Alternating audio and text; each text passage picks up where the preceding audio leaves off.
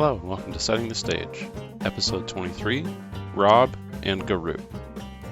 We are looking for more people to interview, so if you're a DM or you know a DM that might be interested in coming on the show, you can check out more about how to apply at www.gocorral.com/sts.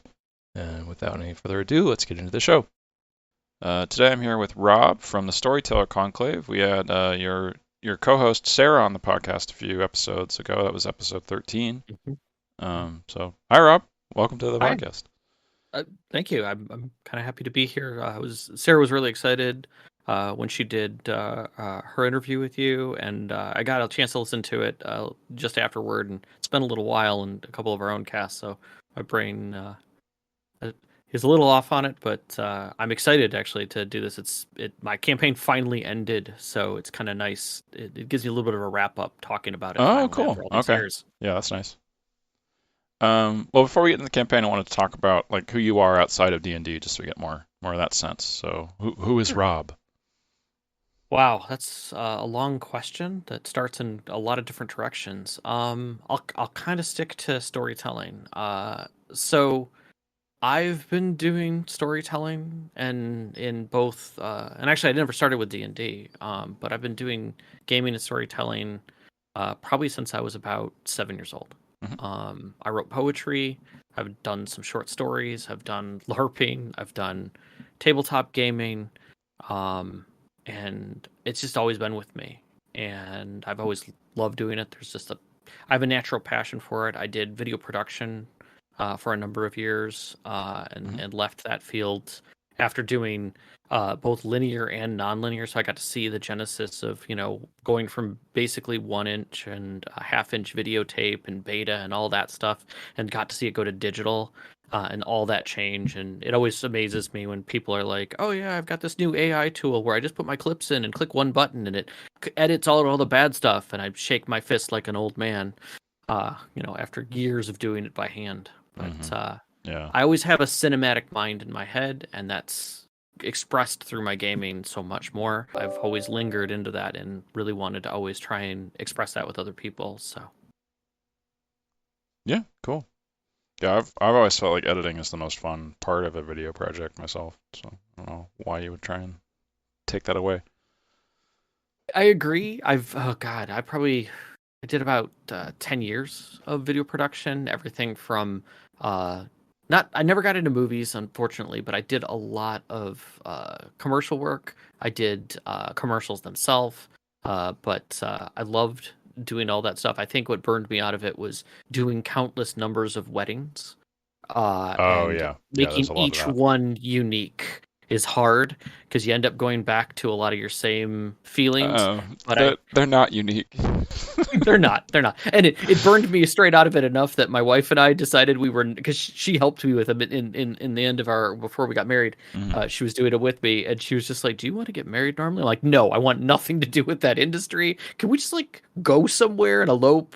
And so we ended up actually going to Sandals, which was even more hokey than anything else. But Yeah. they did an amazing job, and we loved it. So Okay. Yeah. Yeah, no, I've heard that about every freelance videographer and photographer. What would you want to do for your career? Get out of weddings. yes, so many times, Yeah. Okay, cool. What are you doing now? Oh wow, a little far from that. So I ended up getting into computers pretty heavily, and both on the hardware side as well as on management. I worked with a company that did a lot of fulfillment for education.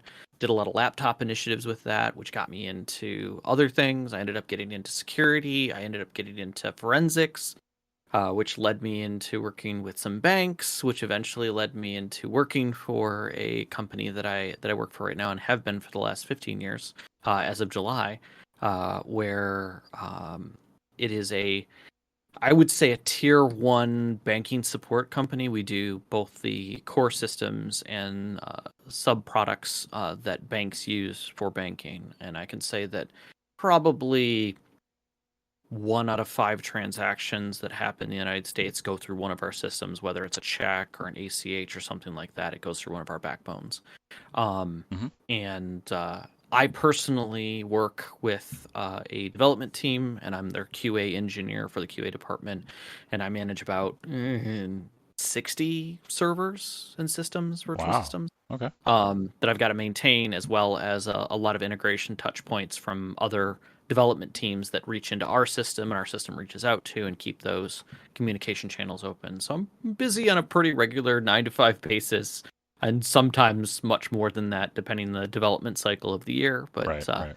it keeps me very very much locked into IT and that side of the house, which is good because I end up using a lot of those same talents, doing everything that I do creatively. So, Mhm. Yeah. which lends me to my podcast that Sarah and I do. And about 4 years ago, we were literally sitting down for tea and having this lengthy discussion about storytelling for like the third time. We were talking about something, and Sarah's like, "We should really record these." And because somebody would want to listen to this, and we were like, really? And I come from, we both had done some production things. So I said, okay, if we're gonna do this, we've got to sit down and write like 25 episode ideas at the minimum. Like if we don't have that done, we wrote like 40 in like 3 hours, and we were Wow. like, okay, maybe we have something here. Yeah. And so we got into it and just didn't stop. We never stopped through COVID. We uh, we figured it all out, and we actually went from working with a production firm here in Detroit that was already doing podcasts to pulling it back to my house just before COVID started. Hmm. But Good we've timing. we've been steadily doing it every Wednesday night. We record live, and with very very very little editing, and it's been working really great, and we love it. And it's kind of our Wednesday night therapy, but Yeah. we've learned so much in the last 4 years, more than I would say than even we learned in many ways at our tables. So it's been really an amazing journey. Yeah. I feel like just talking about your writings or storytelling in general is a very useful practice to figure out what you're doing and why you're making those choices. Yeah, yeah. Um, it's interesting to get the validation that either you're doing something right, or to bounce something off of someone else who hears it from a different direction and goes, maybe that's not necessarily the thought that you're trying to get to. Because a lot of the instincts that we have come from previous systems that we worked with or tables that we had, and you get stuck in a lot of loops. And even the anxiety at the table after 20 years is still there if it's a new game or a new situation that you're trying to apply. And it's just nice to be able to sit down and talk. And so every Wednesday we've been doing this, and we now have a nice Discord group that's really really supportive, that does all kinds of crazy stuff. And so there's a lot of good conversation, and it's just been really fulfilling. We love it. Cool. Cool.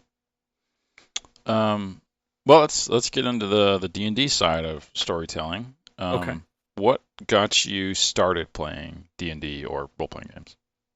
So I will say that it kind of started with I would say first edition, but really it was second edition that I made my first character when Hmm.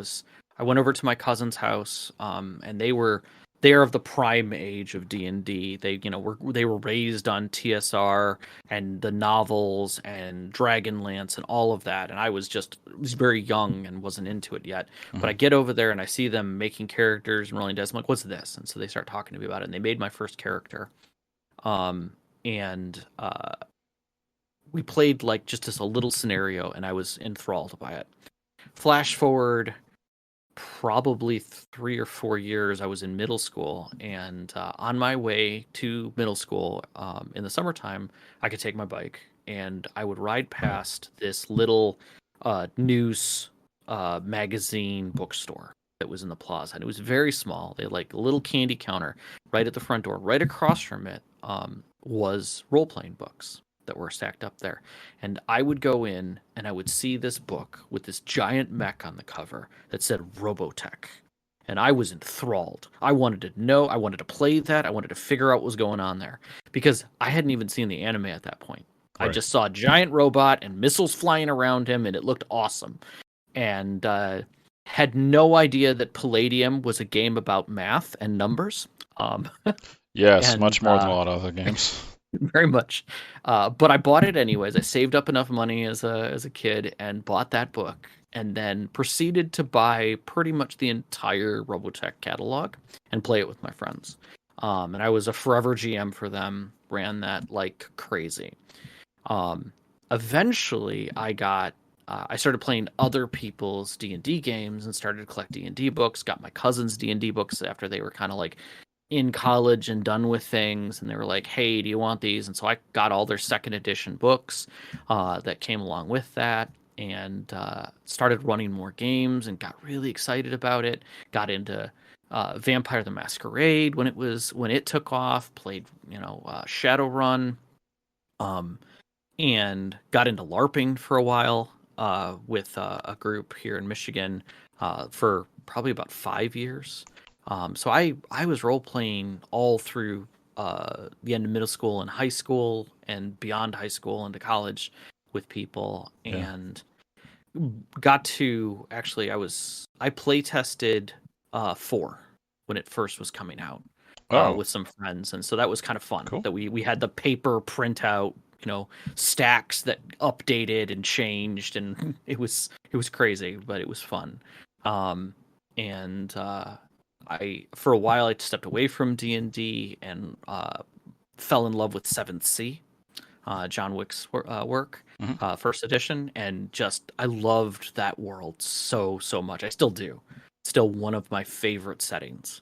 And I played that for a number of years with my tables and ran all kinds of games in it. And then came back to my D&D game after a number of years, and just finished it out. And what's funny is my very last session and episode of my game, I didn't do D&D. I ran it in Blades in the Dark. Oh, So we that's literally funny. had them all basically craft their characters as Blades in the Dark characters. We ran it as a kind of one shot to finish things off because I wanted a different feeling at the end that D&D couldn't give me. I wanted Yeah. it to be a more of a storybook finish with some tension, and Blades really gave that to me. So Yeah. That's pretty cool.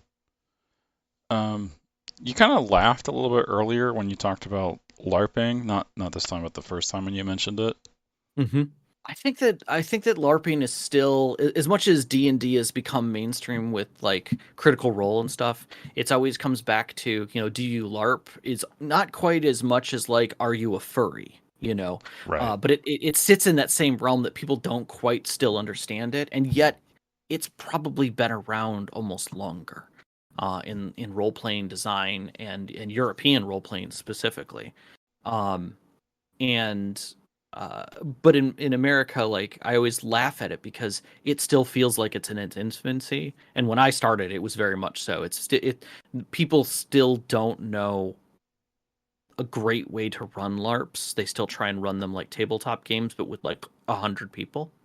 But it's gotten way better. It's gotten way better. I laugh because my brain immediately remembered doing some vampire LARPs. And vampire LARPs were nothing more than geeks getting to hang out with hot people. It didn't matter, it was literally nerds who were really good at the game, hanging out with Hmm. well-dressed hot people who wanted to be goth in the most goth ways, and it was fantastic. I thought it was the greatest combination of culture ever. And so I always laugh at LARPing because it brings a lot of different people together. Now it's bringing even more so. Now we get cosplayers who love making the craft but don't know necessarily a lot about gaming going into it, and people who don't want to sit at a table and want to be out like in the woods or doing something else. You've got those people coming, so it really does bring a lot of people together. But it still makes me laugh because not a lot of people like talking about it. But I think it's coming around to more mainstream. We're seeing it more often. I Hmm. mean, it's funny that it was even, it's even now televised more and more. Because what was you just had? I didn't Um, know that. it was just. I've lost the character name in my head. But yeah, it was just on TV and expose. And I can't even remember it now off the top of my head. I'll come back to it. I'll come back to it in my mind. Might have been a community episode. No, that wasn't I recent know though.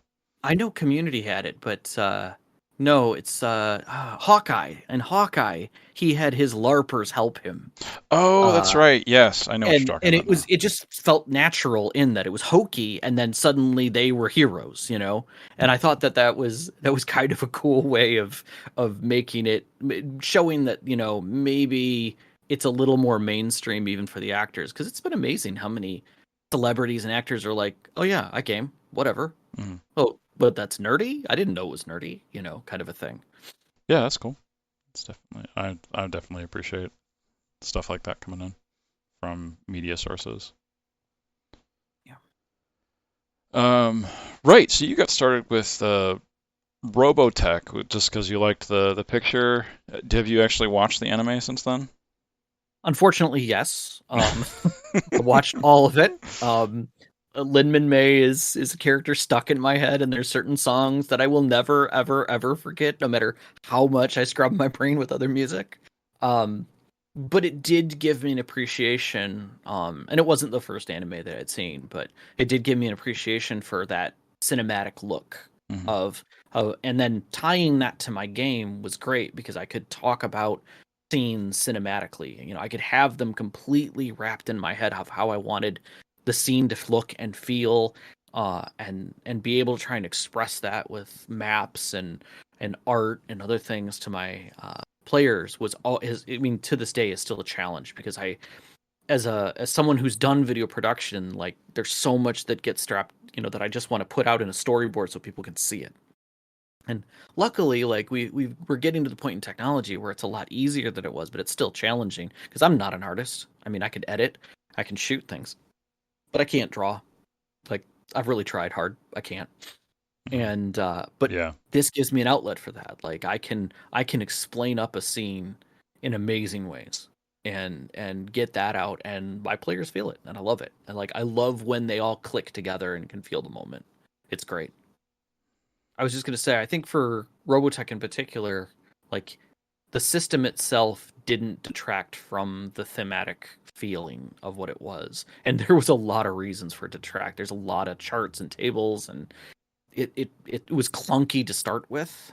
Um, Not to say that Palladium isn't a system that people should play, but I will say as a starter system, it was not the best choice for me.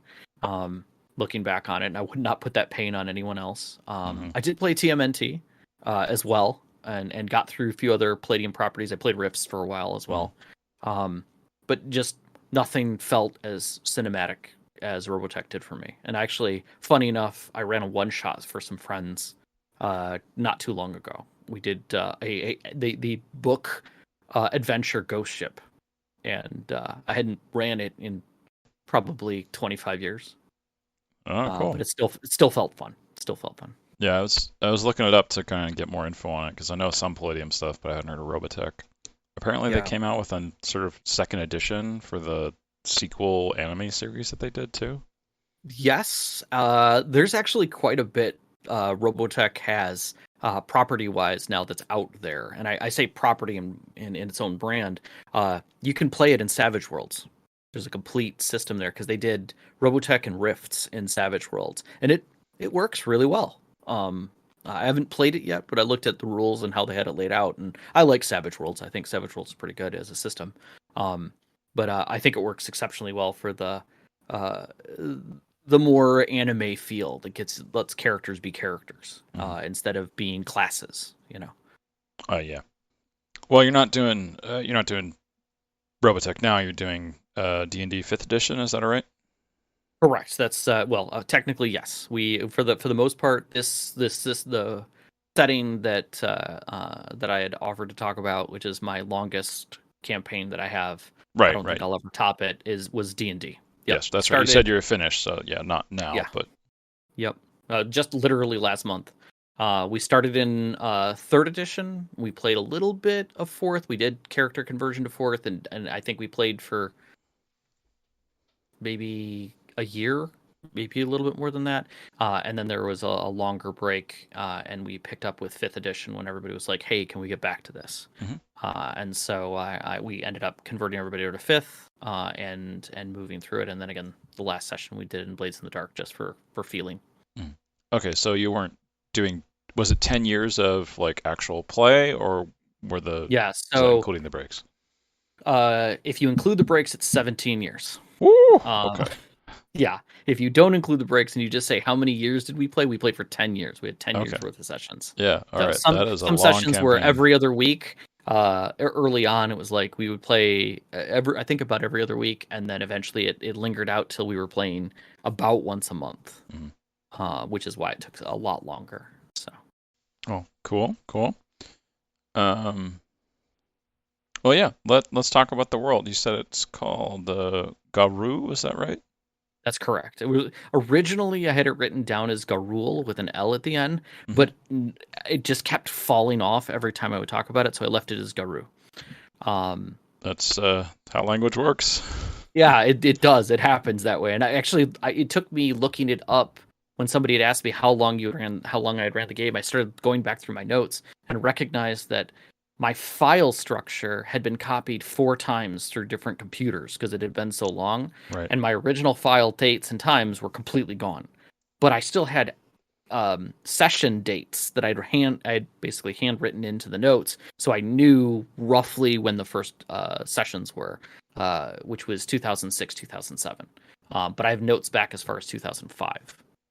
Um, so yeah, it was interesting. Back then, I was writing Garul and everything. I'm like, oh wow, I really do only call it Garou now. That's funny.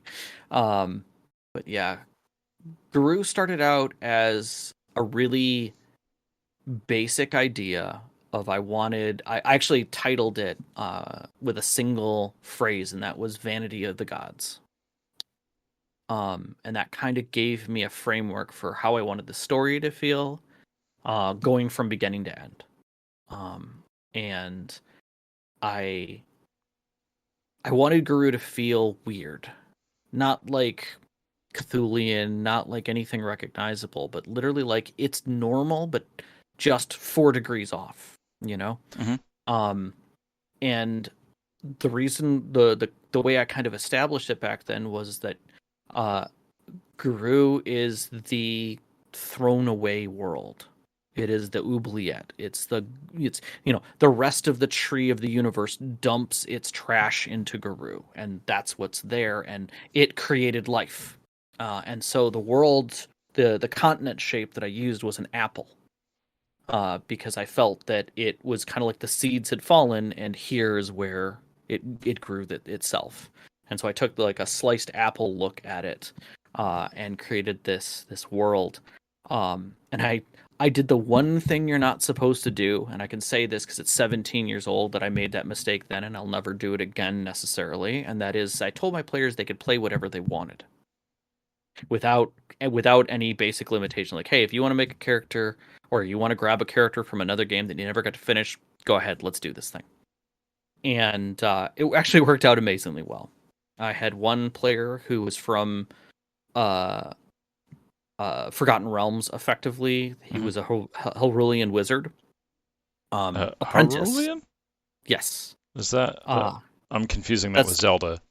yeah. So they were the so you had the Red Wizards, had originally kind of did the terrible things that they did. They had a progenitor race that created the Helrulian magic magicians, I Okay. guess you could say, community, Okay. and everything was magical. There was nothing that wasn't magical, and it was all high magic. So like, no matter what you did, magic was involved, and that's what he wanted. He wanted this wizard who was basically bathed in magic all day long, as even as an apprentice to a wizard, and just felt that it was normal. Um, and so I had him as one character. I had another character who actually had come from whole nother game that Sarah had actually run even more decades prior in high school, and Ooh. said that she hadn't really got to explore this character, and she's like, I want to pull it through, and I'm like, okay. And so I went, after finding this out, I went to Sarah and I was like, tell me more about this world. And this is before Sarah and I were really friends. This is when we like our inception of our friendship.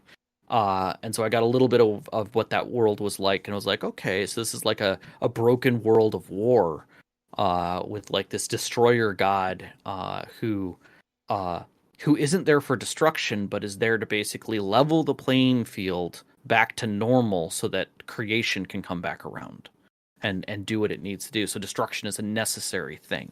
Hmm. And there's undead all over the place, and that upsets the balance of things. I was like, okay, okay. So you're like a warrior cleric, and they're like, yeah, yeah, yeah. And I'm like, okay, okay, I like that. And then uh, my other characters, I had a person who wanted to play an orc, and I said, okay. He's like, well, what are the orcs like in your world? And I'm like, my orcs are noble. They're still a tribal race, but they're the oldest race around, and in fact have made a culture, and they're Romanesque in their architecture and design almost. It's very strong, but they've built themselves into a nobility class that basically like their aspiring moment is to walk is to if you want to be a great orc, you will ride out as a basically like a knight and go to someone else and become the head of their guard or the head of their army, and take up their arms and be the best knight that you can be for them. It's a very noble effort. So when in the past people would see an orc on horseback in armor, they would all just stare in awe, because they knew what was coming through was wonderful.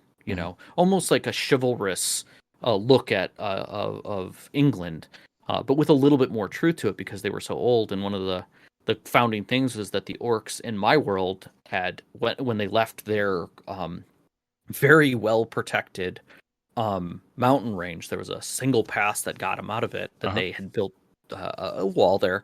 When they went out into the world, they discovered the other races and basically helped them with their strength and said, we can show you things that you can't do, and we can physically do things you can't do. Let's work together. And that changed fundamentally how they looked at things. He's like, I love that. I love all of that. I want to be a fighter. I want to become a knight. And I'm like, fantastic. We'll do that. And my other character came to me, who's my wife, and said, hey, I want to be a cool elf, but I want to be a sneaky daughter of a king. I'm like, okay, all right. So you're going to be one of the princesses to the king of elves, who is a sun elf. But the kingdom, all of the other cultures of elves are there. You've got your wild elves, your dark elves, all of them. But it's kind of like a parliament that sits underneath him. And there's a lot of unrest. Not because of faith or anything, because faith isn't really in this world. They're all just there as people, but there's still a lot of unrest about who should be in charge of certain areas and properties. And so your father, in doing the best thing he can to make sure that the family survives, sends you to his friend, who is an old halfling rogue, and you're going to learn at his school. And we'll pick up basically at your final trials before you leave the school. And she's like, fantastic. And that was my core group. I had a few other players that came in and out, but that was the base group of players that I had. I had those 4 at my table, and they lasted a long time. I loved it, but I wanted Garou to feel like this hodgepodge. Like, why are the orcs noble? Like, where is that coming from? Why don't we have dwarves? Besides the fact that none of my players decided to play a dwarf, or why are they rare? But I wanted to have all of these little elements that seem just a bit off, and it was because Garou is literally the place that things get thrown to that don't belong in the other realms, particularly monsters and races. So elves that were kind of like didn't follow Corian, and the religious. Yep, my tongue is tied up. It's a hard word. It is. I feel like Elvish is purposely difficult to pronounce. I think it is.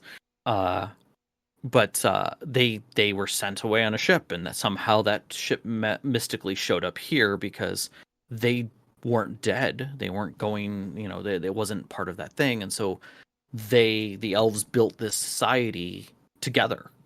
We have dark elves who don't follow Loloth or any of that because faith isn't in this world. The gods don't look upon this world. In fact, I wanted this world to be godless, but I wanted it to have godlike powers that were there: creation, death, magic. I wanted to incorporate magic as more, all of these things as a force that the world recognizes, but faith really didn't come into play. And because of that, another god who was not doing that great in the greater pantheon, Wee Jas, basically saw a world full of followers that she could turn Hmm. to her and said, you know what? That looks like something I could take a look at. And certain events happened within the world that brought her into focus, and allowed her access to the world. And through that, she started to manipulate not only magic, but eventually she locked death up in an interesting little vie and started to slowly control the world through manipulation until she was powerful enough and in her own mind that she could instill herself as a god there, that they as the world's god. But the players were good enough to find out what was going on and stop that process. Um, I also threw in one other thing that I wanted in the world, which was I wanted a place for one of the characters who came in very early, that changed, and that was Sarah's character was there just after the beginning, and started out as a warrior, and the players were heading to this place called Galdea, which was basically the Vegas of this planet or of this continent, Right. which was the only coastal area that was not a really crappy place to try and land boats at. And the nobles that were there, which were basically a whole bunch of hodgepodge families, decided they did not want to be part of any other of the politics that were going out, whether it was with the elves or the orcs or the humans, or anything else. And so they built this great wall on the edge of their city and built the city of Galdea, where upon entering you are not applied to any other laws than the laws of Galdea. And the laws of Galdea are run by the seven families, and that's it. And they have drinking and drugs and arena fighting and all kinds of stuff, but like nobody, you when you walk through those doors, you are no longer part of the elven community. You are now here in Galdea, so things can be forgotten effectively. And but if you do break any of the laws in Galdea, they'll take care of the situation, and they don't care who you are. King, queen, we don't care. Hmm. So it kept a lot of other people out, in particular, uh, the human realms Justicars, which were basically these roving mage justice wielders who would keep the laws of the human lands in check, kind of almost um, Judge Dredd-ish, but not as aggressive. Right. And they weren't allowed in, and oftentimes would try and sneak in. And of course, the city hated every moment of that. But Sarah's character, Bone Sunder, was a pit fighter who was addicted to potions. Didn't care what it was. Like, would literally slam potions before every fight almost randomly, just to feel a surge, whether it was, bull rush or giant strength or whatever. And loved to play that into the character. It was great because anytime they would find potions, Bone Center was right there grabbing them, like, and pocketed them away because, needed to have that rush again. Right. And so I built up a story behind Galdea for the Bone Center character. And then later in the story, Sarah was like, "Hey, do you mind if I switch characters?" And there was a good transition point. And I'm like, "Nope, we'll pick up with a new character." Oh, cool. And so she flipped characters to Ravana, and who is a ice mage, very powerful caster who grew up in the mountains, the cold mountains between the Orc lands and the plains, and was basically taught by a terrible crone. Who when she got up there, she's like, "Your mother paid me money to teach you, but I'm not going to teach you anything until you can survive the cold." And basically leaves her out on this mountaintop outside of her house. She's like, "If you could figure out how to keep yourself warm for the night, you can come in and learn." And It's so she, very hag-like. yeah, and she did, and she survived it and learned that magic is something that can keep you alive, but also is something that you can use to make sure that you stay powerful, because power is all that you need to stay alive. And that carried with Ravana for a very long time within the story. But I loved that just by depicting a few things to my players, they latched onto the world very quickly, and I had solid investment almost from day one. It was great. but I had the orcs in my head as the group of orcs that the Red Wizards had basically teleported away. There was this giant orc force that was invading from the north, and Red Wizards, basically one powerful Red Wizard in a single something, had just teleported them all away, and nobody knows where they went. And I had them land in Garou, Right. and created that whole race. In the case of the other two who had came from other worlds, that gave me a direct tie for my Herulian wizard, because he could already sense that things were different here. Monsters weren't the same. Early on, they met a conversational beholder who would just happen to have shown up there. And like a chatty one, like a bronze dragon or copper dragon. Almost to that degree, but more to the fact of like he just wasn't full of himself. In fact, he was a little bit like shy and was just there to try and figure out what to do in life. And it threw him and the other characters off, except for the ones from the world. They were just like, we've never seen a beholder. Like, what does it do? They're like, it's a horrific creature who basically is like, thinks he's the highest form of life, and this one clearly doesn't. And the point is, again, he was something that was an oddity and was sent here. And so that became a reoccurring theme that I just kept in the background, that the players slowly attached to as they found the story, and found that, you know, they couldn't necessarily take their past knowledge as players from meta into the game, which no one really did. But at the same time, the few players who had those precognitions in their mind were like, oh, this is weird, but I like it. You know, it's something, it keeps me on my toes. And so it progressed. So that's kind of Garou in an overarching sense, without getting deeper into the story. And obviously, you know, 17 years of story is a lot of story. Yeah. Well, one of the questions I usually ask is what the world is like physically. It sounds like you have more of a where do the characters fit into the story focus on it, and not so much a physical aspect to it. Mm-hmm. But maybe you still have an answer there. I do. I think as the story progressed, I filled in more of the blank spots that I had in the world. Mm-hmm. I did have it as a very much a rough sketch. I really didn't even have a lot of cities laid out. I only had locations that were necessary. I stuck to the premise that players only see as far as their view allows them to see. Uh-huh. So they knew about the mountains. They didn't necessarily know what cities were there until they started going there. Right.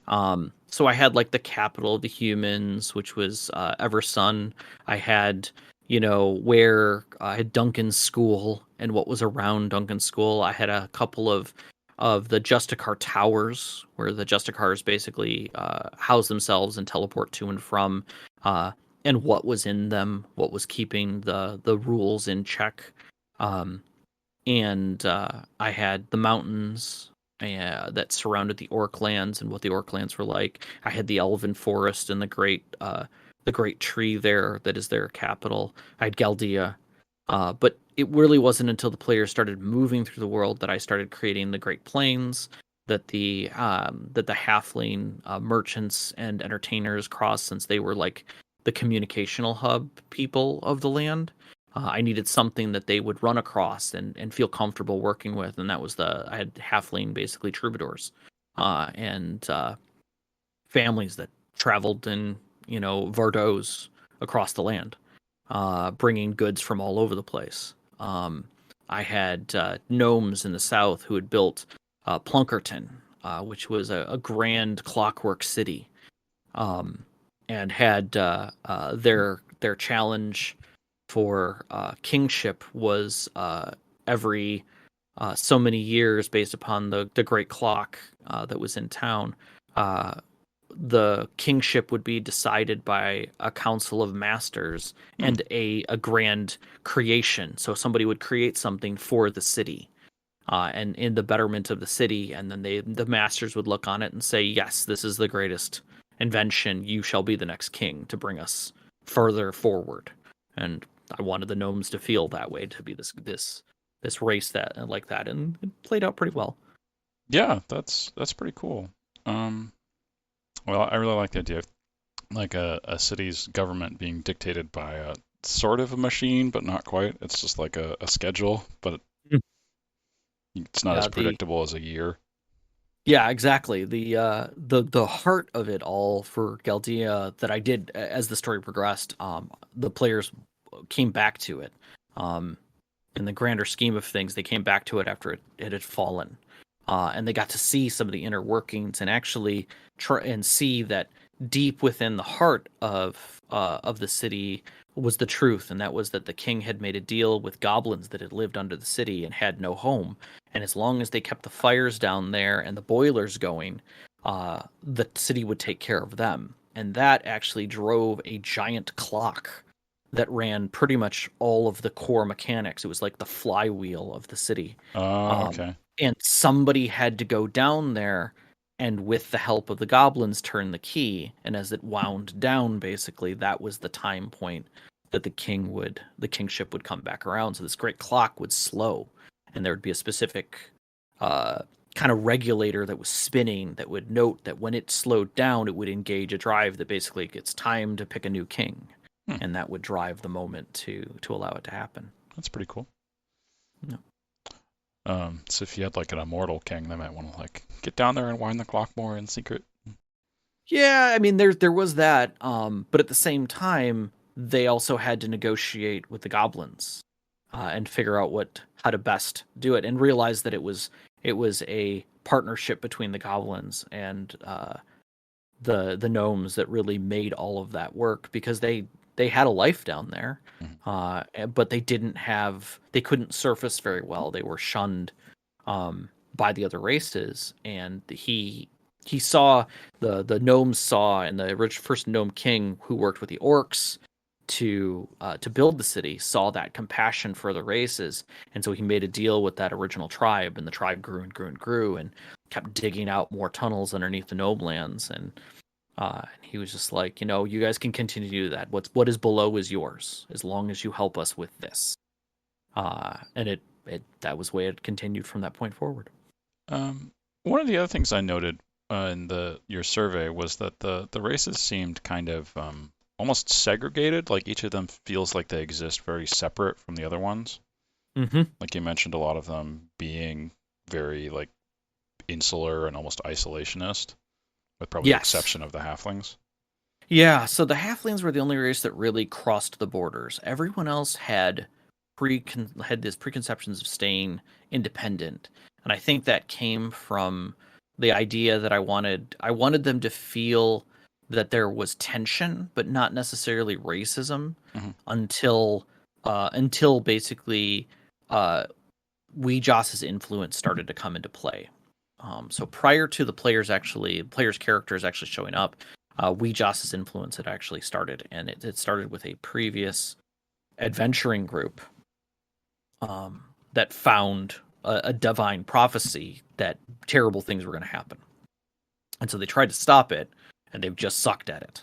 And unfortunately, that kind of brought Wee Jas more into the picture, and it also put tension between the races. The elves locked themselves away from the orcs that they had a, a light partnership with, that kind of went sour in the mountains, and to put fuel on that, part of the mountain home was the Dark Elves' land, and basically they gave up a whole section of that to lock themselves away from the uh, the orcs, and the Dark Elves did not like that the king made that decision, so that put a lot of tension on the elves.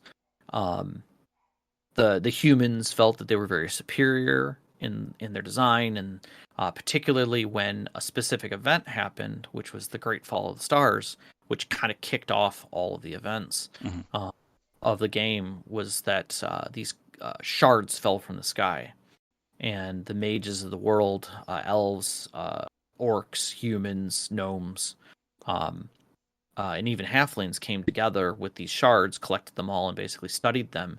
And those mages came to the conclusion that they could be used to create powerful orbs. Again, an influence of Wee Jas. because she realized that she could channel the magic of the world through the orbs and thusly through her. And so she manipulated a few key individuals and showed them how to do it. Um, and the elves, one of the first orbs they created was the orb of divination because they wanted to see the future. And they saw a future where the orcs rose up against everyone, and they decided that they were going to lock them off, uh, and did that. The orcs, seeing these orbs even getting created, said, "Nope, we're not doing this. We're not involved in this. This is going to turn out terrible. Magic, this kind of level of magic is a bad thing. You guys have a nice day," and left the council and locked themselves into the mountains, knowing that this was going to go bad. The gnomes kind of questioned it and did their own thing.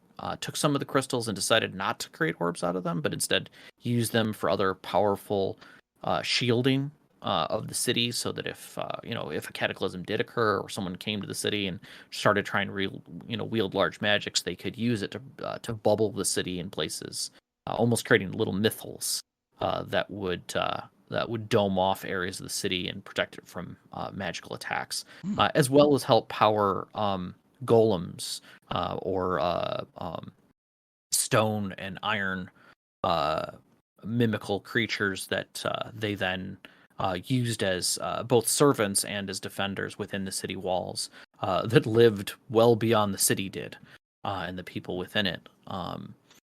The people of Galdea collected the crystals and kind of ended up selling a lot of them and trading them down in Galdea, but never really dealt with them. But what the humans did was probably the most turning and what kind of drove the stake into the division of everyone, and that was is that they created these not only orbs of each one of the schools, but then this grand idea of taking the orbs and making an orb of law that would force those within its influence to obey the laws of the area. Mm-hmm. And that was a selling point for pretty much all the nobles, because anybody who had their own land, they could have one of these orbs nearby and everybody would follow the laws of their land, and no one would get, no one ever would break out of the society. We wouldn't have So murders, what? thievery. How does it enforce that? Is it like a compulsion, like people just can't do it, or is there like it alerts? How does it work?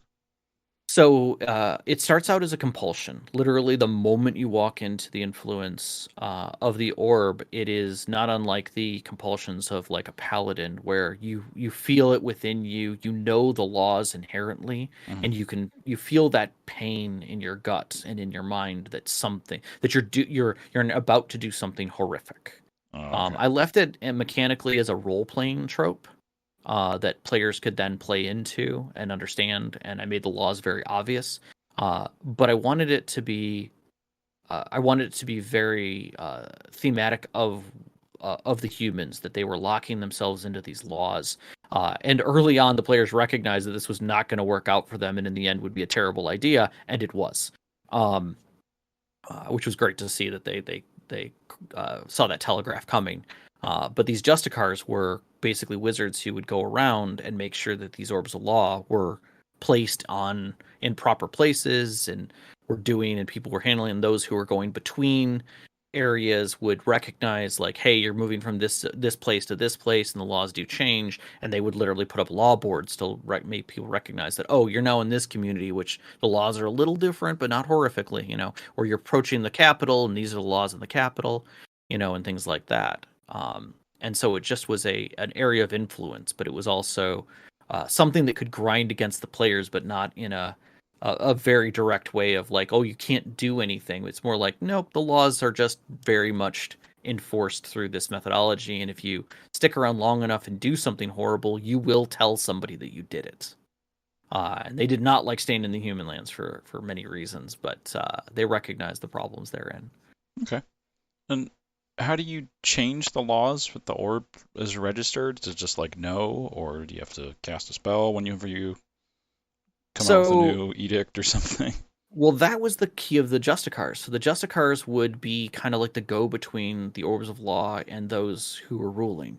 Uh, and they knew how to basically imprint that process, basically change the words, almost like using runic markings to imbue magic of that form when doing like a glyph. You can, glyph of warding or something like that, or even like explosive glyph where like it's based upon an event. It's the same type of magic where they would take the laws, write them in glyphs, present it to the orb in a specific way, and it would pull those words off of the page and imbue them back into the orb. The issue came in is when the Justicars were disbanded basically and taken away, and suddenly now the only laws are those that are already there. It didn't matter if the rulers had changed the laws.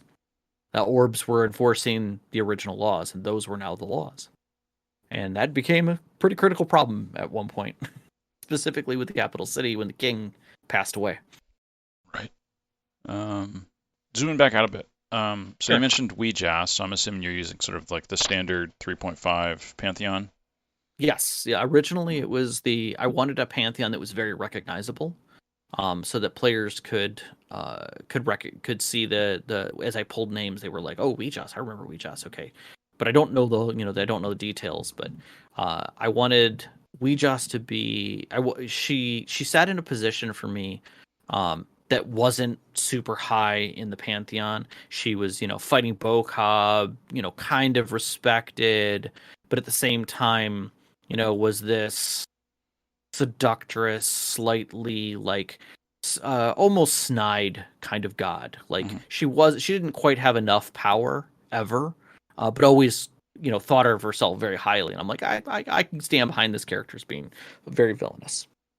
And her idea that this world only mattered to her as a stepping stone to kind of get back at Bokob, and B, have more followers and a base that she could have control over at a world scale was too much. It was too much of a cherry to not take and steal. So that's why I kind of chose her, because I wanted something that was enticing and that was recognizable. I had this clean image of how she would present herself to the players and how she could easily manipulate people, because she'd been doing it for so long, and that this world was just ripe for the taking. Okay. That fits pretty well with what I consider to be part of Wee Jas. Okay, so you described like the law orbs. What other type of orbs are there? So when the orbs were crafted by the Mage Council, mostly the humans, they made one for every one of the schools of magic that was out there. So you had abjuration, conjuration, necromancy, illusion, and they did this basically at the behest, hiddenly, from Wee Jas, because she wanted to have it be a channel for her. So whenever anybody cast that magic specifically around one of those orbs or through those orbs, it would be enhanced because it was coming from her. So she would steal a little bit of her god energy, if you will, and imbue it into Garou, but at the same time, everything was going across her AT&T telephone lines effectively, and changing the ley lines and map of Garou's magic. And though it was very powerful and very, very much something that those greater mages wanted, and wanted to be able to use, it was very destructive to the world, because again, every single time it was being used, it was like they were worshiping her in a different way, and getting tied closer and closer to her. So as the players came across these orbs, there was always the enticement that they wanted to use them, and I never had to tell them that. It was always something that they were very interested in, because I basically set up a rule very simply that if you use a particular magic around, like for instance, abjuration, around it, it would enhance the spells by tenfold.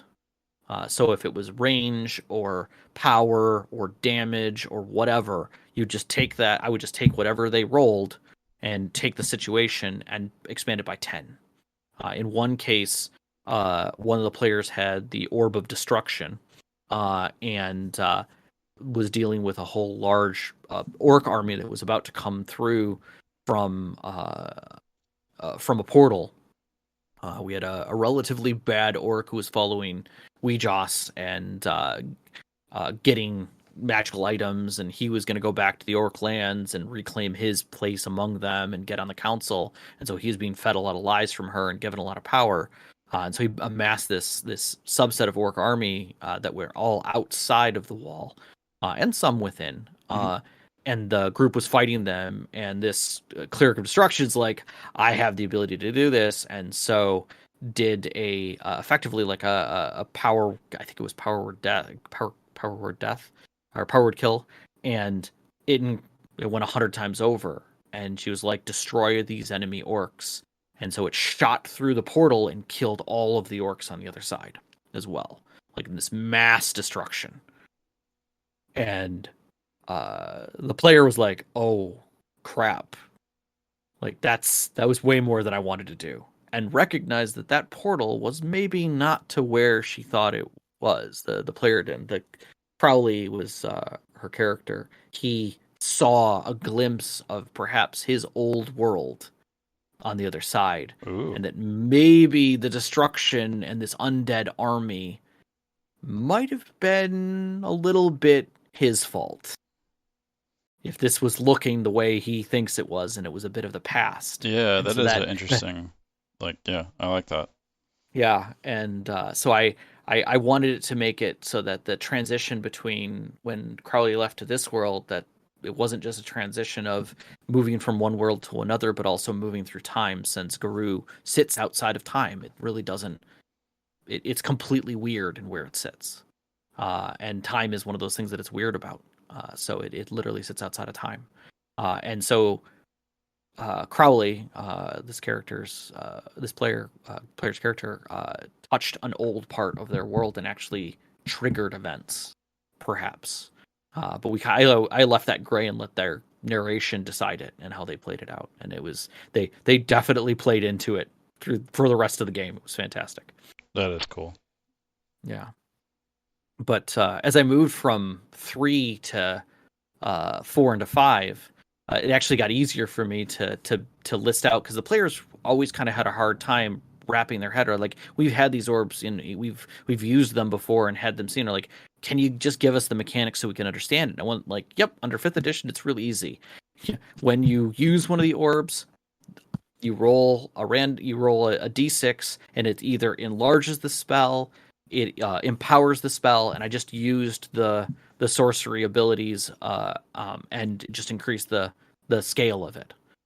So basically, it was like wild magic almost, is how I ended up doing it in 5th, and it was neat to watch them understand, like, oh wow, so it is chaotic. I'm like, oh yeah, very much so, but it is going to do something great. And of what you do, it'll never not do the thing you want it to do, but it will do that in a way that you're not expecting. Yes. And they got to see that through all of them, including the Orb of Divination, which was an amazing scene that they really got to play through. So, yeah, that's a pretty simple way of showing off how you enhance magic. I like that.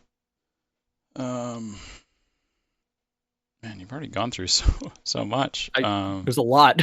Yeah. So you went over like different regions, races, gods a little bit, like the particular things about your campaign. I guess, do you want to talk more about your campaign? I mean, I can get a little more detail. I might spur some other questions for you.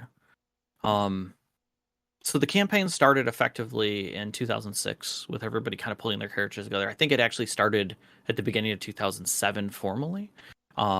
But literally, I don't have the dates right, and I'd have to I don't even have references that go back that far, unfortunately. And in that was basically, I called that story 1, and that was kind of them getting together and figuring out what was going on with the world, and meeting up. And story 1 encompassed learning who they were, learning how they fit in the world, kind of mapping out some of the places, and honestly getting them invested with the people of the world. Because I had fully expected that by story 3, the wrap-up section of the story, I was going to kill a lot of those people. I was basically just going to give them a reason to want to go after Wee Jas. And so I had it in my head, I was going to give them a bunch of people that they loved, and then I was going to take those people from them in a very destructive way. And that was going to be a hard move, and it was going to literally change the face of the world. So story 1 opened with that kind of discovery. Story 2 was where they understood that the orbs were not something healthy, that it was bad, and that Wee Jas was involved, that her insertion into the world was getting worse. and that the villains that they were seeing were literally henchmen, and that there was something greater going on underneath that. And at the end of story, the onset of story 2, I should say, I actually read them the opening that I had written for story 3, which was a foretelling. And I read it to the players, not the characters. And they got to see how I was going to open story 3, which was vastly different. It was in a desert. There are no deserts that they knew about. It was a boy's birthday, and he was being given a lamp of all things. And then there was going to be uh, uh, Hmm. 3 orbs there in a crate, and his grandmother was basically like, we knew you would be the one to be able to do this. There was a foretelling, when you became of age, you would receive this lamp and be able to do something great with it. And the moment he touched it, out comes this genie of sorts, Oh, cool. uh, which remarkably looks like one of the characters' familiars in a bipedal form. This just giant toad who Ah, is wearing his master's robes, the Hellulian robes, and tells of this tale, and then uh, effectively resurrects the players. So they knew at the beginning of story 2 they were going to die and come back to life to something, and that it was going to be at the hand of one of their but they didn't know how that was going to happen. They were all excited to try and get to that point to see what was going to happen. So I had telegraphed the hard move from the beginning of it. Sadly, I didn't get through all the steps that I wanted to in story 2 before we stopped playing for a while, and I ended up having to take a break, and the players did too. mhm. And the break got extended pretty critically. Um, there were some surgeries. My wife had cancer. Oh, sorry. She's recovered. She's 5 years now out of it. But after the end of that, or near the end of that, was when my players were like, "We really need to get back to this game." And I'm like, "You're not doing this just because, they're like, no, we want to know what the hell happens in the story. Get your shit together. I don't care. We don't care. We'll redo the game. Whatever needs to happen. We want the story to go forward." And I said, okay, well, I'm not doing third or fourth edition. Can we try fifth? And they're like, yeah, like this D&D Beyond thing's a thing. Let's do this. Yeah. And so I paid for D&D Beyond at that time, and we loaded. Actually, I didn't. I used Sarah's initially. I had my campaign in Sarah's D&D Beyond account, and then I switched it over to my own to control. And we played, and we ended up playing through COVID. And I basically ended. I started with the end of story 2, and we ended up moving into story 3. So basically, at the end of story 2, the players are at the turning of the king in Plunkerton, the gnome city, Hmm. and there's an attack from kobolds who steal one of the orbs Of course. that's in the city of Plunkerton. But they're like assassins. They're crazy, and they're like, how are there kobold assassins? They're like, we've seen some crazy stuff in this world. Let's hunt them down. And so they end up going after them, um, and did exactly what I expected. They pulled off. They let them get away, and we're like, we'll handle it. We can find these guys. We can track this magic. It's not going to be that big of a deal. You know, let's handle it tomorrow. And I had telegraphed that the mage character had sent his familiar in an altered form after the kobolds, and I I was happy that that happened as a storyteller because it gave me an excuse to basically make the kobolds very, very, very scared. And when he recalled him, they were like, okay, well, we're going to have to do this thing. In truth, the kobolds had always been a race that had been around, and they had kind of seen them a few times. Um, the previous orc leader that they had wiped out, he had convinced them that they would be like a an order within the orc ranks, that they would be this specialized crew, and he had helped them because they were intelligent.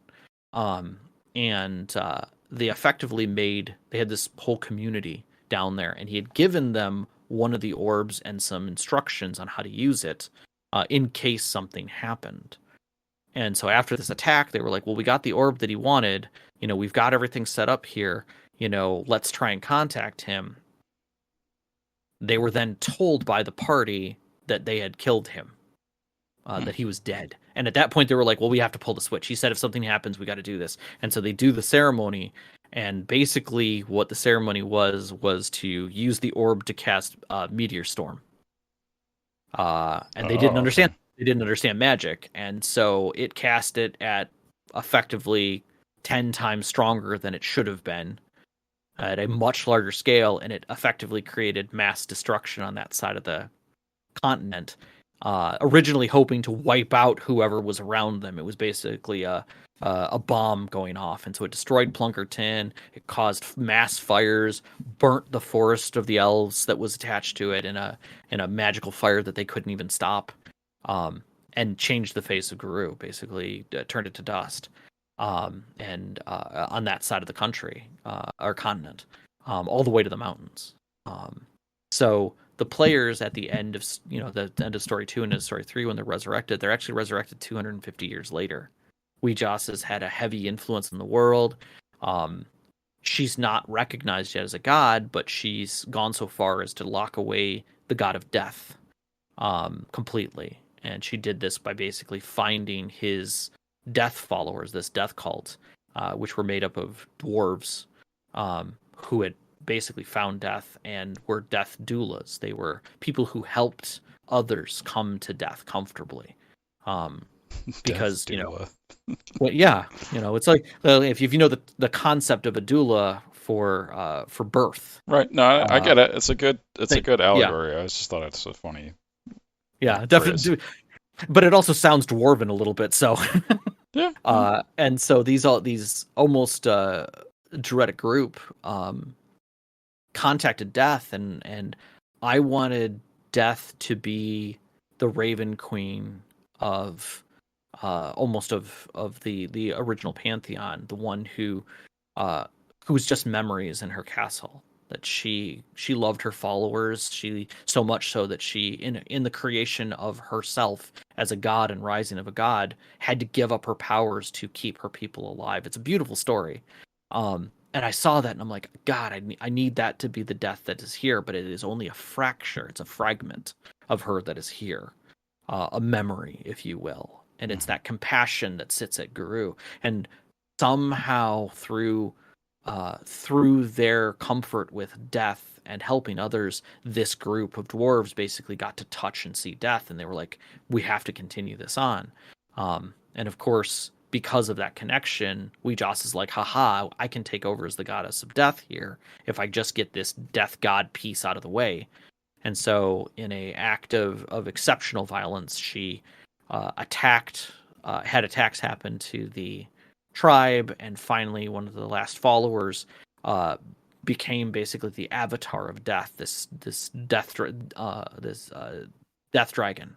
Mm-hmm. Changed form, took on the powers of and mantle of death, at which point we just said, ha, I gotcha now, and locked her away in a sleep spell at the point of death for the caster. So it was effectively, if you've seen Dogma, it was a Dogma move where death comes to the planet, takes a physical form, and this devil basically says, nope, I'm going to lock you in that form and basically hold you there.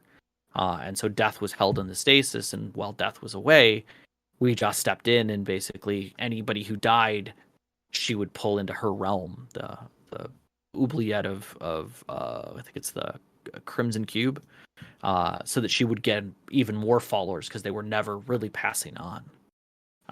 And I had that be part of the world that was going on. Since they left, basically all of these followers were being drawn to her as additional troops, basically for the future and any other wars that she wanted. So story 3 starts with them being resurrected and questioning how they came back and what's going on and the destruction of those orbs.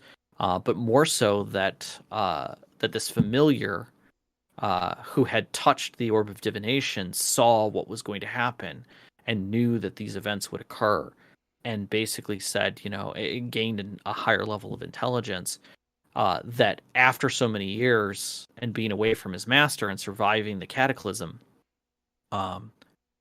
eventually became sentient, bipedal, studied magic, trying to figure out how to bring back his friends and his Mm-hmm. master. And 250 years later, he got all the pieces right, wrote a fake prophecy that people would follow, and made a deal with Wee Jas to get enough power to be able to bring them back, only to be locked up himself by Wee Jas and watching over this undead dragon that was death itself. And so he used his abilities to basically bring his friends back and say, like, I've left things for you to find, and I know you're all smart enough to go do it. Stop her, destroy the orbs. And so they wake up in this tent at this kid's birthday, basically. Mm-hmm. And he has no idea what's going on. They have no idea what's going on. And it basically opens there. And so the final story is them figuring out what had happened in the last 250 years, kind of coming to terms with everyone they know virtually being gone, and finding echoes of them or memories of them or some of their relics and things in other places, but at the same time knowing the truth of what's really happening, and using this like hidden steps that were left by the familiar Extor, funny enough, that led them back to him and the truth of what was going on, and building armies and rebuilding the communities behind them, the elves, the orcs, everything. So, each one of the characters had something to do that was meaningful to them in the final end of the story. I had the daughter of the king return to the Elven lands and see that everything had burned in a basically a civil war that broke out during the Cataclysm, because they thought they saw an opportunity to seize power, and she knew her family died there, and so she returned and kind of retook the throne, but at the same time said, "We're stopping this. We're not doing this anymore. I'm breaking the crown and giving you all equal power for those elves that are left, and we're all going to rebuild this together." And the head of the orcs had returned to his lands to find his people passing through a gateway to a better place, which is actually just going to Wee Jas, because their elder had been completely corrupted, and having to save his people, break apart the gate, try and figure out how he was going to do it, to return them, and regain control of what was going on in the Orc lands, and kind of become a new council member there, and undo the damage of the previous Orc leader who had been there, and locked them all away in the mountains, away from people. I had had Crowley, the cleric of destruction, basically has followers when she comes back, or when he comes back, and has to deal with the fact that he's kind of being called the god of destruction for what he had done, but he doesn't want that. He doesn't want to be that. Like that's not a healthy thing, and so he has to kind of come to terms with it, that he's what he wants to be and what he needs to be, and at the same time use his abilities for better, for balance rather than destruction. Ravana having to come to terms with the fact that like her whole family's gone. She's, the whole purpose for her being there, being this guide, is not working out for her. But at the same time, there's a lot of power in and the fact that magic is turned upside down. Mm-hmm. She finds a family, because at the very beginning, the first episode of story 3, they find that there's a group of people who have been masquerading as them, that had learned about the prophecy that they would return, this Denther 5 would return. And so a fake team of Denther 5 basically had been riding on their coattails and, doing things and making money and being basically a fake group, shows up at the birthday, like, you said the Denther 5 were going to be here, and here we are, and who are those guys? And so you had the non-Denther 5, the doubles there, and she met with hers, who has been masquerading as Ravana for years, and in fact found love and a child. And so she ends up in a city, or in this mountain town, and has a little girl run up to her and call her mommy, and she doesn't know how to take it, and so she realizes she has a family. And obviously the gentleman who's there recognizes that she's not the same person, even though they hadn't seen her for years. this fake Ravana, but recognizes that there's something, and she ends up building a life as the story goes on with them, and finding that that little girl is exceptionally powerful and tied to magic directly, and wonders whether or not she's a key to the world being calm again and magic returning the way it should, because she's the first wild sorcerer that can use the old magic, and that's not tied to Wee Jas. And so she's thrown between teaching her magic and keeping her from what's going on so that she doesn't get hurt, rebinding her to the world. So, yeah, it was a lot of tying of the characters, but I mean, you do it for 10 years, eventually you figure out everybody's weakness as players and their characters, and you throw it all together, and it was fun. It was fun right to the very, very end of seeing how things turn, because they did make it all the way to see the undead dragon and free it, effectively releasing it from its bonds, and allowing the original caster to die and for death to form and fight back Wee Jas easily. And at that point, Wee Jas was weak because they had destroyed so many of the orbs. There was only one orb left, and it was the orb of necromancy. And they were literally breaking it in the room where everything was. And the moment that was broken, it was no longer channeling death. It was easy for death to step in and say, "No, go away. This isn't your world. This isn't your memories." And Wee Jas left, realizing that she had lost her foothold. And instead of taking it worse, she returned to her realm. And of course, they were all like, "Yeah, we're happy to see things coming to a closure." But yeah, it was a very powerful finish. It was great. Yeah, that does sound like very fulfilling. Is there anything else you wanted to add? I think the best thing I could add to this was, I'll say two things. One, I am glad that I started the world with a lot of blank places. I think it would have been foolish of me to go and fill in the map. And I didn't do it intentionally when I started the world. I started the world and the campaign with single lines. I wanted Garou to feel weird, just a little off-center, enough that it made players who had known D&D and had known the monster manual and had played in games feel that something wasn't right. But it wasn't so far off that they were like questioning that I was fudging rolls or something like that. That it was all just narrative shift. Like the best one that I can say is like a beholder being unsure of itself and kind of chatty and glad to meet people, that doesn't seem normal, right? Orcs being noble, being like a chivalrous knight. Where does that come from, right? All of that type of thing. I wanted to just feel a little bit off. And then as far as the plot itself, I wanted vanity to be the vanity of the god to be front and center. I wanted them to feel that this was all done through vanity of them, just no understanding. And I think I achieved both of those exceptionally well. And by keeping those blank places, it made it much easier later on down the line to feel comfortable with filling it in with whatever the players thought should be there or talked about being there. And I think in world building, that's one of the best things you can do, regardless of the size and scale. I love that there are new systems out there right now that encourage right from day one, like, here's the map, you tell me what's in this city, who runs this district, or things like that, so that the players have their investment like before dice hit the table. Like, you're not building it by telling them who an NPC is and then wondering if they're attaching to that person or not. They're already attached. They know the baker's name because they told you the baker's name, and I think that was one of the greatest things that I did in this that made it really feel great all the way to the end.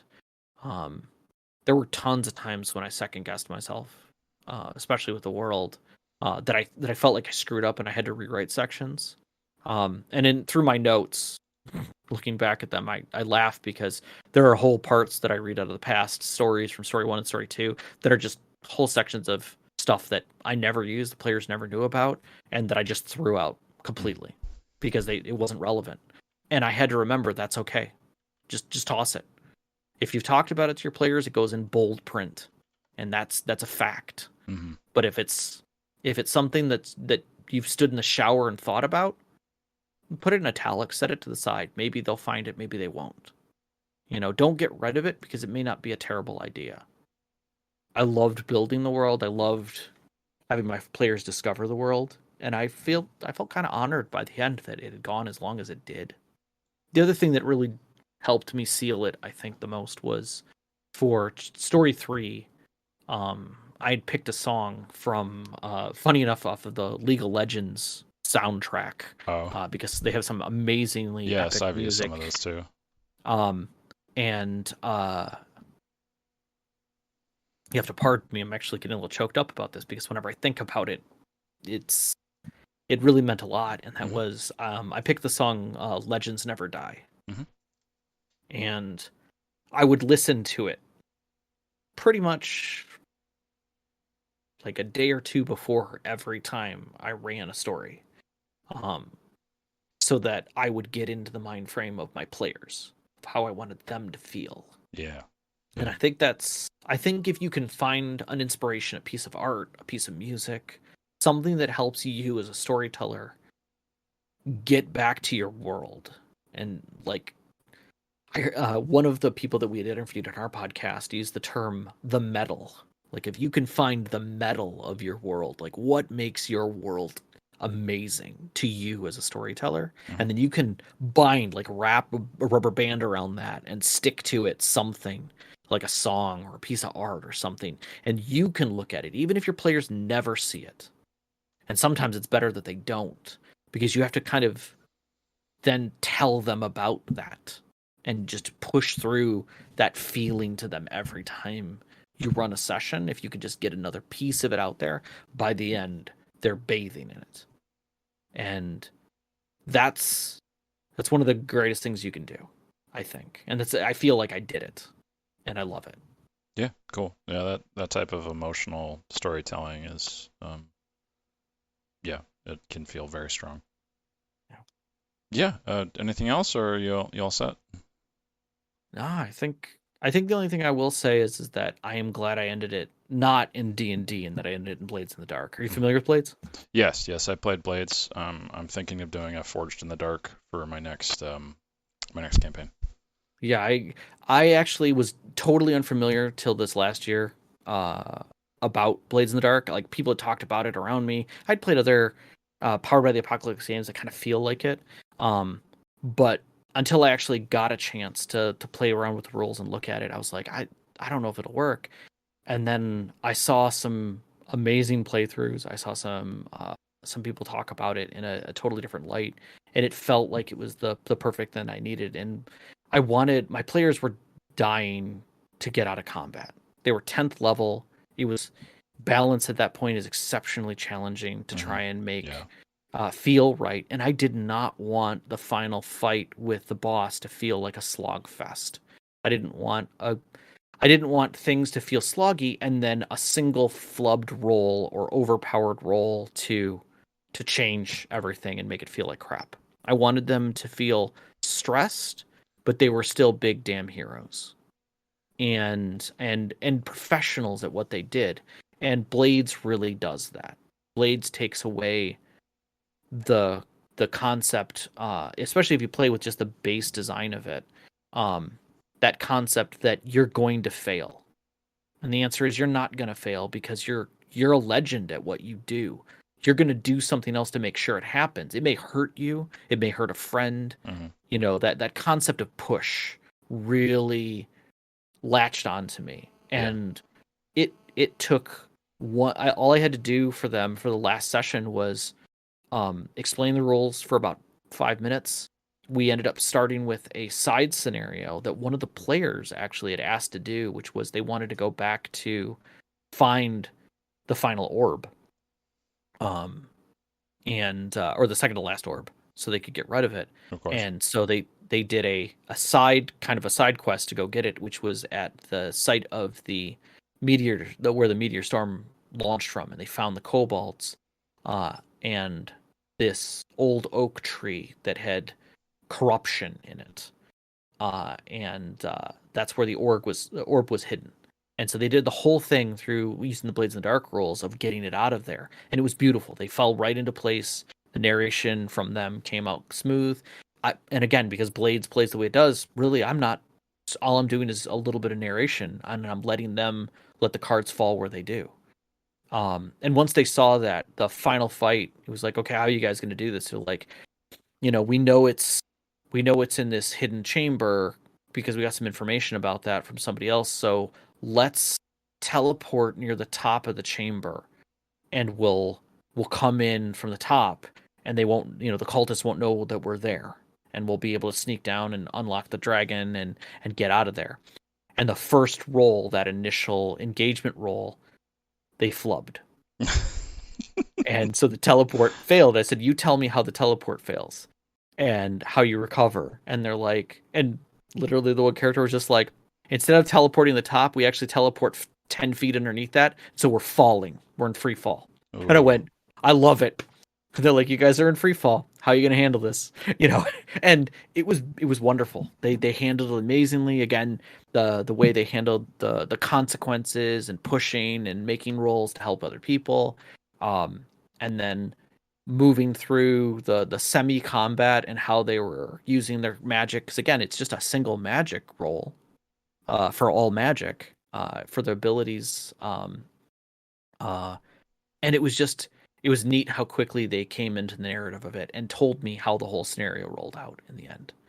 And I loved it. I loved that feeling. And I encourage people to stick with your world, but if you need to change systems because it doesn't feel right, do it. Like, it can feel incredible if you just want to move to narration. If you need to get out of the slog of combat, do it. Move to something else. Try it. You never know how amazing it can feel. Yeah, that's some really good advice. And yeah, I would say D&D probably isn't the right system to get that feel. You really have to move outside of those more like mechanical systems into something that is more story focused. You still can have that kind of feel with D&D, but it's not really designed for it. Yeah. It's harder to get there, and it's your players have to, have been playing for as long as they have. I mean, if they get up to 5th level, 10th level, whatever, right? They have these sheets. They've invested as people into all this time to get all these cool things. Mm-hmm. You almost don't want to take those cool things away from them. Right. And by giving them 4 rounds of combat at most that takes, 2 hours to get through, it doesn't feel like a reward at that point for all that effort. Well, it can, but it varies between groups. That is true. It depends. If you're playing OSR, it can feel amazing. But if you're leaning more into the story aspect and getting through things, it can be very, very, very painful. Yeah. All right. Well, thanks, Rob. This has been really cool. I think you've got a really good campaign that you've finished up, and I'm hoping that the next one is just as fun. Yeah, I'm taking a little time off and playing some games that other people are running, but I've already, of course, like any good storyteller, I've got an idea already latched into my brain, and I'm working on it, and I'm probably far too much than I should, but I'm doing my best to try and stay away from it just long enough that I can enjoy myself for a little while and have a breather. Mm-hmm. So, but this has been fantastic. I appreciate the time. It's wonderful walking back through all the memories and talking about it. Yeah. I'm glad we could do that with you, and good luck with whatever you're doing next. Thanks for coming on the show. Thank you.